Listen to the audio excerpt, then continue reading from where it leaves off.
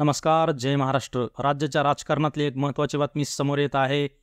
मुंबईत शरद पवार यांच्या उपस्थितीत शरद पवार गटात झाला पुन्हा पक्षप्रवेश. शरद पवार गटात जोरदार इन्कमिंगची मालिका सुरूच. काय आहे सविस्तर बातमी आपण पाहू. त्या अगोदर तुम्ही चॅनलवरती नवीन असाल तर अशाच बातम्यांसाठी आत्ताच आपल्या चॅनलला सबस्क्राईब करा. राज्याच्या राजकारणात आगामी निवडणुकीच्या पार्श्वभूमीवर सर्वच राजकीय पक्षांनी जोरदार तयारी सुरू केली आहे. आगामी विधानसभा निवडणूक लक्षात घेऊन जिल्हा पातळीवरील महत्त्वाचे कार्यकर्ते व नेते आपल्या गटात खेचण्याची चढाओढ सुरू आहे. आणि गेल्या काही दिवसापासून शरद पवार गटात विविध पक्षातून जोरदार इन्कमिंगची मालिका सुरूच आहे. आणि याच पार्श्वभूमीवरती शरद पवार यांच्या उपस्थितीत शरद पवार गटात मुंबईत काल पक्षप्रवेश पार पडला.